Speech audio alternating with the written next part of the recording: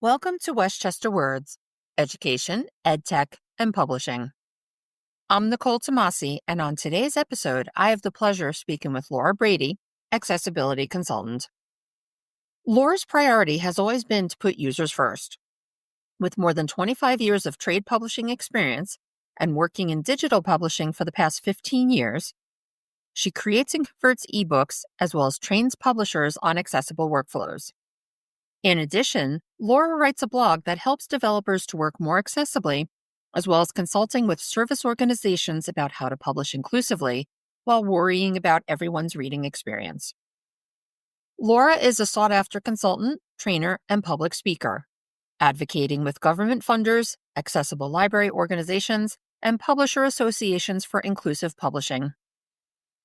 She actively shares her knowledge, building communities and calling stakeholders in through community groups like eProduction, the Accessible Publishing Summit, and eBookcraft, in addition to serving on the eBound and Accessible Books Consortium's board of directors.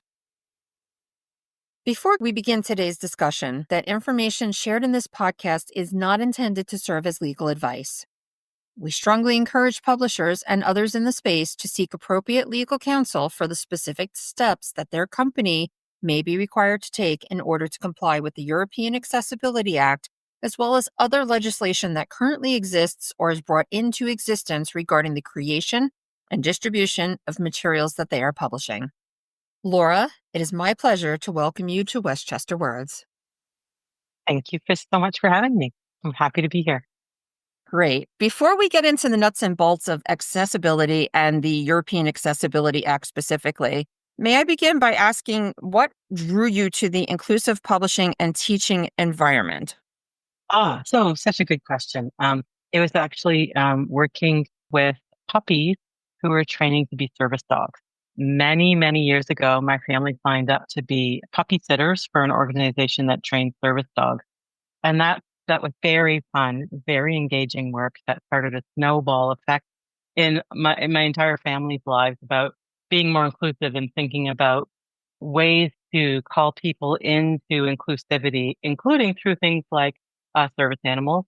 But I also helped program some conferences, and in programming those conferences, I was always well aware of needing to fold in accessibility concerns to the way we talked about ebooks and digital publishing.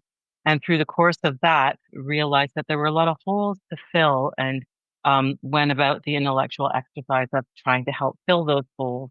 Once you start, it's kind of addictive when you think about helping people publish in a way that meets the needs of every single reader out there. It not only does it snowball, but it sort of draws other people into that environment. And then with the legislative impulse, of course, there is, this is what a lot of people in publishing are thinking about. It's what everyone in publishing should be thinking about. But, part of the work of things like this podcast is to pull more people into that work and talk about how thinking about accessibility and publishing accessibly is both good for bottom line, good for branding, good for your readership. It's the full package in a way. It's holistic, yes. And what a fascinating way to enter into the space through working with service dogs. There's a through line in my life. I think a lot of us can relate to that. So specifically as it concerns the European Accessibility Act, this legislation was passed in 2019 and comes into effect in June of this year. So with that legislation, what are the top 2 or 3 concerns that you've been hearing about in your discussions with publishers, content producers, and others in the space? For sure, a lot of people are worried about their front list, but they're also worried about their back list and worried about what that means. And then I think that there's a lot of people thinking or talking or asking questions about the opt-outs as well, which, it seems to me is the wrong question to ask. But so for sure, people are worried about publishing accessibly for their front list. They want those titles to go on sale and to be available in as many markets as possible around the world the minute that they're published. So there are a lot of publishers trying to work out the kinks in their workflows so that their front list is published accessibly from day one. And I would say that there's a fair number of people who are getting there for sure. But then thinking about the backlist, which is a little bit of an open question. Some territories in the EU are allowing for a 5-year moratorium on backlist, giving publishers time to polish those up and to get them ready. Some aren't. So there's a little bit of balancing of which marketplaces you're going to get into in the EU and where they stand on the backlist. There's a variety of approaches to this. And remediating the backlist is a huge set of questions and problems and concerns how to do it. What do you do with the clunkiest, oldest EPUB 2s that maybe have images for their tables or that kind of thing? There's a lot that needs to be done. Even when you think about writing alt text for a publisher's potentially substantial backlist, that can be a daunting prospect. So then that brings in questions of thinking about things like maybe using AI to help to write those alt text for the backlist and how we fold that in and potentially some ethical concerns, but also some, production concerns. AI isn't all that good at image descriptions just yet and still needs humans to go over what that has produced. AI is not a good solution to some of those backlist problems. It can be a helper, but it's not a solution. And so remediating the backlist still remains an open set of concerns. And then the third one I pointed to was the opt-out. I read a great article via LinkedIn the other day about opt-outs. There are several ways that you can opt out of the EAA. So if remediating for accessibility calls a fundamental alteration in that book, then that book is not subject to the EAA. Or if you're a tiny publisher with less than 2 million euro in revenue, I think, obviously I'm not a lawyer, so you should consult the legislation. But tiny publishers also don't have to meet the needs of the EAA.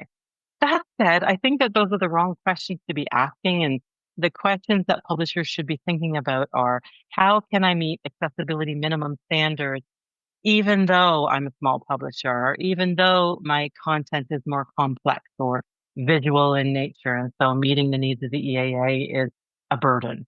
There's still baby steps that can be taken to remediate content or even to publish frontlist content that falls under the rubric of those opt-outs, but can still be published as accessibly as possible under the circumstances. And I try to push publishers to thinking about it in those terms instead. Basically, the guidance that you give is get on the road to making your content as accessible as possible. Start with the front list and work through your backlist, in a way that makes sense for your staff, your budgets. Don't opt out, opt in. Exactly. Yes. Accessibility, especially if you're newish to the journey, it can feel extraordinarily overwhelming. I have to worry about ARIA roles. I have to write image descriptions. I have to think about structure and navigation and all these tools that are coming at me. It can feel extremely overwhelming. So what I always tell people is just start, take some baby steps and sort of chew away at that and get your staff trained up and, just start. Which kind of leads me to the next thing that we're going to discuss. You, along with Keith Snyder from Typeflow, and my colleagues Tyler Carey and Scott Keeney, you all recently collaborated on a white paper about exactly this, giving guidance and information resources about taking those steps on the accessibility journey that people could use almost as like a roadmap, if you will, to take the steps that they need to take, whether they're just starting this journey or they're a little further into it. I'm just curious what brought you all together in determining that, yes, there is a document like this that needs to be out there, providing this information in such a succinct way. What was it that motivated this? Yeah, so we got together, the four of us, and we were talking about ways to help people into doing the work, into undertaking accessible publishing and thinking about it.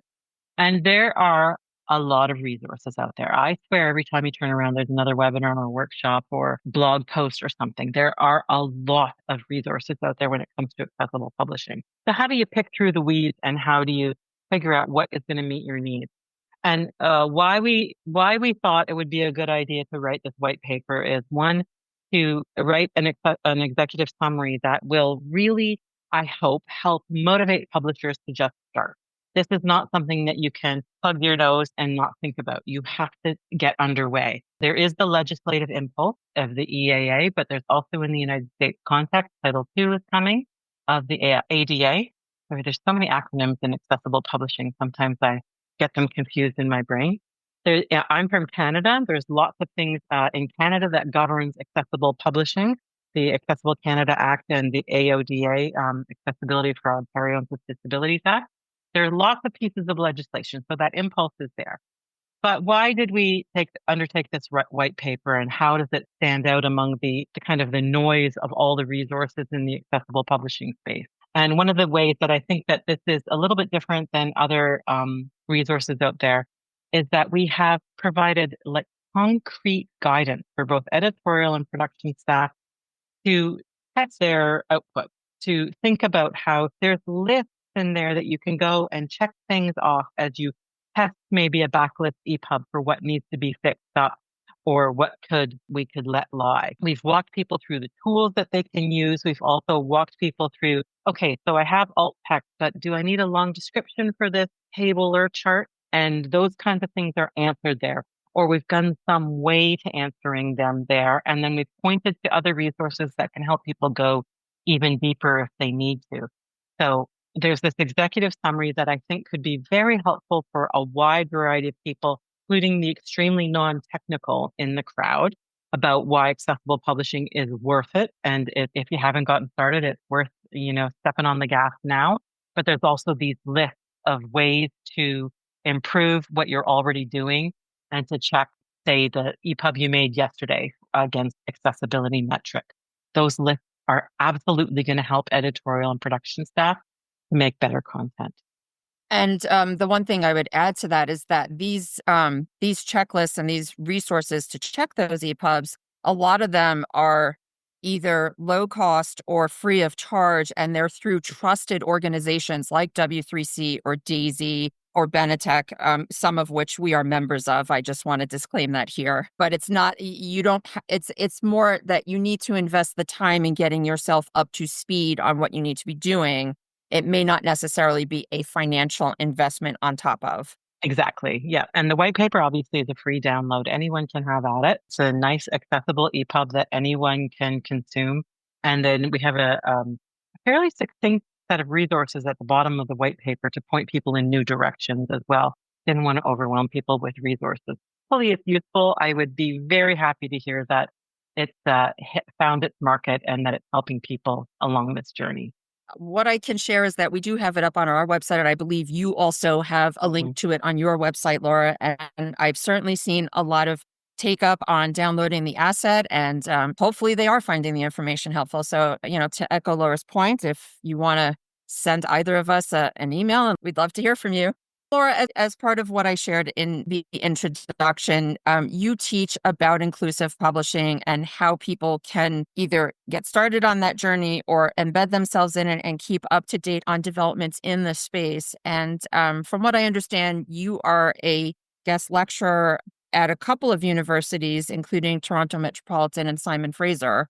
So I'm just curious, do you find that the individuals coming to this, whether they're undergrads or whether they are professionals that have been in the publishing environment for some time, do you find that there's a better understanding of the awareness of why these reading materials should be inclusive? And looking at the younger generation, or the Gen Zers, if you will, are they more adept at developing content that's born accessible, and why we need to have accessible materials?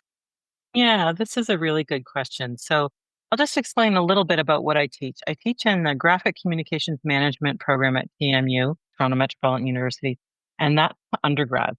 So that's to undergrads who are learning about, it's not a program for graphic design. It's for people who want to be production staff, basically in various contexts. And what I find, particularly when teaching undergrads in that program, is that I don't have to make the case for inclusivity. Those students already get it. They understand the need for both diversity, equity, and inclusion. And when I tell them about accessibility, they nod their head and they understand, and I don't have to spend any time trying to pull them along. They're just like, oh yeah, I need to learn about this. How do I make this HTML accessible? Okay, yep, let's move on to the next thing. CSS, yeah, let's do it. There's less sort of talking them into it. Now, whether that's a digital natives or a Gen Z thing, I'm not quite sure. It doesn't mean that they're more technologically adept. There's still a lot of teaching that needs to be done. but I don't have to talk them into it. I also teach in the publishing certificate program at TMU and to publishing students at Simon Fraser University. And there's not that there's more having to talk people into it, but I do have to lay out the business cases for having to do the work to publish accessibly a little bit more. I think for in the publishing certificate program, that's often teaching people who've already been in the workplace for a few years and they maybe already worked in publishing and they maybe understand some of the challenges to get their colleagues to do the work or to pull their colleagues into this work. So I do have to spend more time sort of laying out the who, why, where, and the laws around that sort of thing. There's less, oh yeah, okay, let's do that. It's more like, okay, how do I talk my coworkers into this? How do I talk my boss into this? How do I talk this next publisher that I'm going to work for into doing this work? So one of the courses I teach at CMU is specifically for postgrads, and it's only on accessible publishing. And we're not actually doing any coding or anything in that class. We're talking about the accessible publishing landscape and maybe a little bit about the disability justice landscape as well. We talk about curb cut effects and universal design and inclusive design.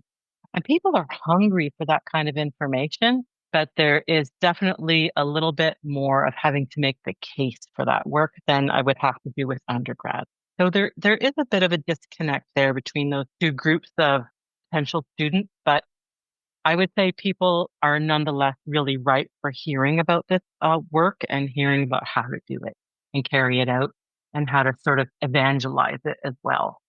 So you find that after you've made the case very clear for them and they understand it, that they go out and they become an ambassador for Okay. inclusive publishing It's and all part of accessibility. my master plan to create a whole bunch of publishing workers who understand accessible publishing issues. Yeah.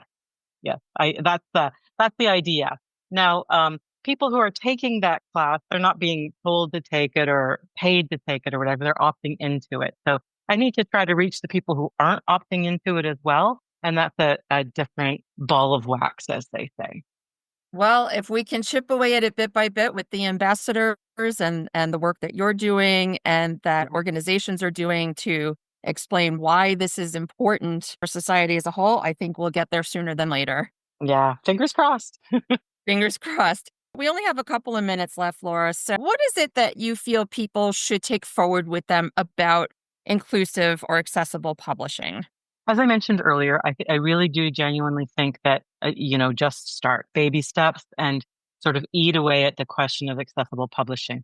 But one of the other things I would like to say is that this is a dynamic space and sometimes standards change and adjust to technologies and things are, it's vibrant and dynamic. Things are moving in the space. And so what I would love to tell people is that you should sign up for a couple of newsletters that are specific to this space and that will help you understand what's changing and keep you up to date. So the inclusivepublishing.org has a really excellent newsletter that only goes out once a month. And inclusivepublishing.org is run by the folks at the Daisy Consortium, and they are absolute experts in this space. And so if something changes or there's new tools or there's new standards or specifications, you will absolutely hear about it in that newsletter. And you'll also hear about events and workshops and webinars and what the Daisy Consortium is maybe doing at the London Book Fair or at the Frankfurt Book Fair, that kind of thing. So I strongly recommend signing up for a newsletter or two like the one at inclusivepublishing.org. I also am involved through my work with eBound Canada in the Accessible Publishing Learning Network, which is apln.ca. And this is a plain language explainer of lots of the issues around accessible publishing, and that's a really useful resource. And they also have a newsletter that goes out at maximum just once a month. So you're not going to get a ton of emails. I always feel a little bit reluctant about telling people to sign up for emails because I know email is a black hole.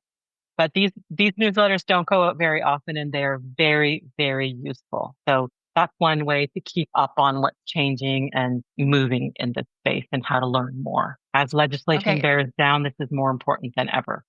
agreed. And we'll include links to those newsletters or to those websites on our website. And also, I encourage listeners to visit Laura's website as well. And we'll link out to that from here.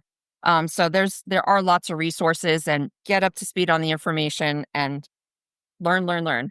Yes, Laura, is there exactly. Yeah. any closing thoughts that you'd like to share before we wrap up here?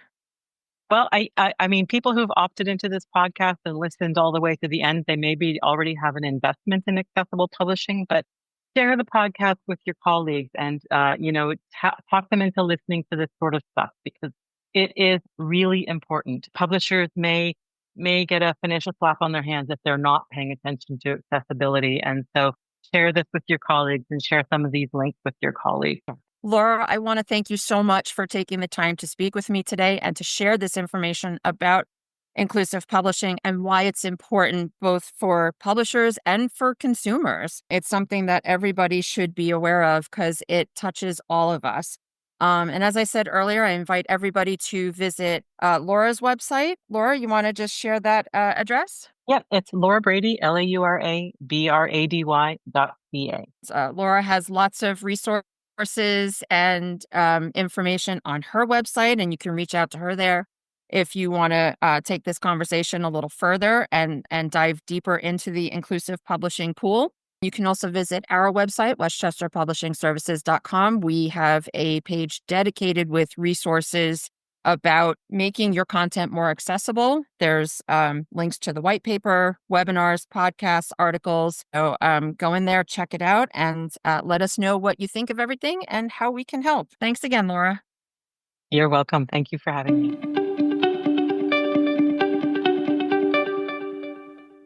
Thank you for listening to this episode of Westchester Words. If you're looking for previous episodes or want to read additional content that has been shared by some of our guests, please visit our websites, westchesterpublishingservices.com and westchestereducationservices.com. For an international perspective, check out our sister podcast, Westchester Words UK and International, available on the Westchester Education UK website, westchestereducation.co.uk, or wherever you stream podcasts. We love hearing from our listeners and welcome your emails at westchesterswords@westchesteredsvcs.com. Tell us what you enjoy hearing on our podcast or suggest topics that we can cover in future episodes. Speaking of future episodes, I look forward to having you join us for the next episode of Westchester Words, when we'll be having another engaging conversation about a topic of interest to the education, edtech, and publishing communities.